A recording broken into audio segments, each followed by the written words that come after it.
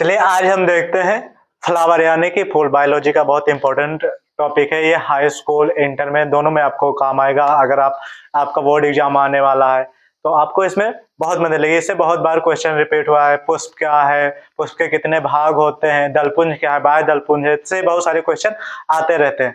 आज हम इसको अच्छे से डिटेल से जानते हैं। आप वीडियो शुरू करने से पहले आपसे एक रिक्वेस्ट है कि अगर आप चैनल पर नए हैं तो वीडियो को लाइक और चैनल को सब्सक्राइब कर दें, और आपका कोई दोस्त आपके साथ हाई स्कूल इंटर में है तो आप उसको वीडियो शेयर कर दें।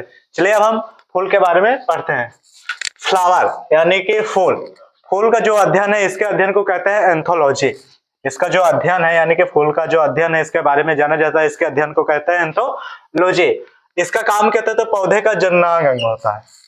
जो फूल होता है ये पौधे का जनन अंग होता है। जनन अंग क्या है? जिससे नया पौधा या नई पीढ़ी बनती है। इसका मुख्य कार्य होता है फल का निर्माण करना।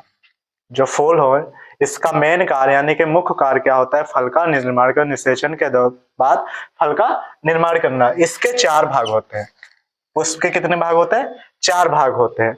आप किसी पुष्प को लेंगे तो उसमें आप देखेंगे इसके 4 भाग होते हैं। इसका जो पहला भाग होता है बाह्य दलपुंज होता है। बाह्य दलपुंज क्या है? तो आप कली अवस्था में जो फूल को देखते हैं, देखिए हरा हरा रहेगा वैसे का। हम आप लोगों को दिखाते हैं। ये देखिए एक कली है यानी कि फूल का एक कली है। इस कली के देखिए आपको हरा हरा दिख रहा है, ये वाला भाग यानी कि इस कली के ये रक्षा कर रहा है। इसी को कहते हैं बाह्य दलपुंज। इसका जो कलर होता है ग्रीन होता है। बाह्य दलपुंज का कलर क्या होता है? ग्रीन होता है। इसके एक भाग को कहते हैं सेपल। बाह्य दलपुंज के एक भाग को कहते हैं सेपल, यानी कि सेपल के ही ग्रुप को कहते हैं बाह्य दलपुंज। ये पुष्प को जो कली अवस्था में रक्षा करता है। ये जब और इसका जो दूसरा भाग होता है इसे कहते हैं दलपुंज।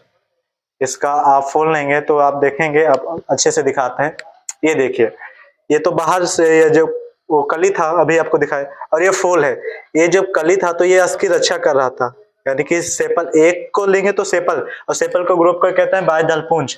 अब ये देखिए फूल है, दूसरा भाग है इसका दलपुंज है। दलपुंज ये वाला भाग जो कलरदार होते हैं, रंगीन होते हैं।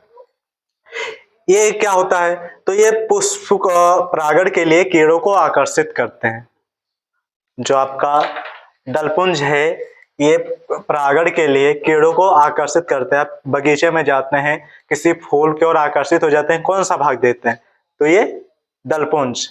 इसी में सुगंध होती है और इसी में मतलब महक होती है अच्छे से, और इसी को देख लोग आकर्षित होते हैं। यही रंग बिरंगे होते हैं, यही परागण के लिए कीटों को आकर्षित करते हैं। आप देखेंगे जो रात में फूल खिलते हैं इनमें ज्यादा सुगंध होती है, और जो दिन में फूल खिलते हैं इनमें कम सुगंध होते हैं। जैसे रात में ज्यादा सुगंध इसलिए होती है क्योंकि सुगंधों के द्वारा ही जो कीड़े होते हैं या कीट होते हैं या भंवरे होते हैं फूलों की ओर आकर्षित होते हैं, जो रात में जो फूल खिलते हैं। जैसे रात में इसलिए सुगंधित होते हैं, मतलब दिन वाले फूल उतना सुगंधित नहीं होते। जैसे आप रात में किसी लड़की को आंख मारे क्या फर्क पड़ता है? कैसे तो रात में कोई भी कलर हो कौन देखने जाएगा, अंधेरा रहता है। यानी कि इसको जो कीट आकर्षित होंगे इसके सुगंध को देखकर, यानी कि इसके सुगंध को देखकर ही आकर्षित होता है। दलपुंज ये वाला भाग, इसके एक भाग को कहते हैं पेटल। ये एक भाग को आपको दिख रहा होगा, इसके एक भाग को कहते हैं पेटल। इसी के ग्रुप को, पेटल के ग्रुप को ही कहते हैं दलपुंज यानी कि क्रोला। दूसरा है पुमंग। पुमंग क्या है? तो ये भाग का क्या कहते हैं, ये पुष्प का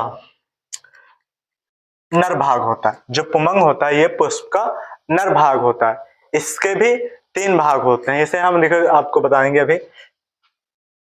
ये वाला भाग देखिए आप, यहाँ पर आपको एक फिगर दिख रही होगी, ये है पुमंग।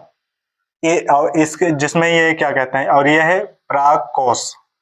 इसी पराग कोश में ही पराग कण भरे रहते हैं। जो ये पराग कोश है ये गोल गोल आपको दिख रहा होगा, इसी को कहते हैं पराग कोश। और इसी पराग कोश में पराग कण होते हैं, और ये जो लाइन जिसपे ये पराग कोश लगे होते हैं इस लाइन को कहते हैं पूतंत्र। क्या कहते हैं? पूतंत्र। इतना समझ में आया? इस वाले भाग को कहते हैं परागकोश। परागकोश, इसके 3 भाग होते हैं। दूसरा है जयांग, ये पुष्प का मादा भाग होता है। ये वाला भाग आप यहां से यहां तक देखिए, लोटा के समान गोल गोल आया हुआ है। इसके भी 3 भाग होते हैं। ये जो गोल गोल लोटा के समान है इसे कहते हैं अंडाशय।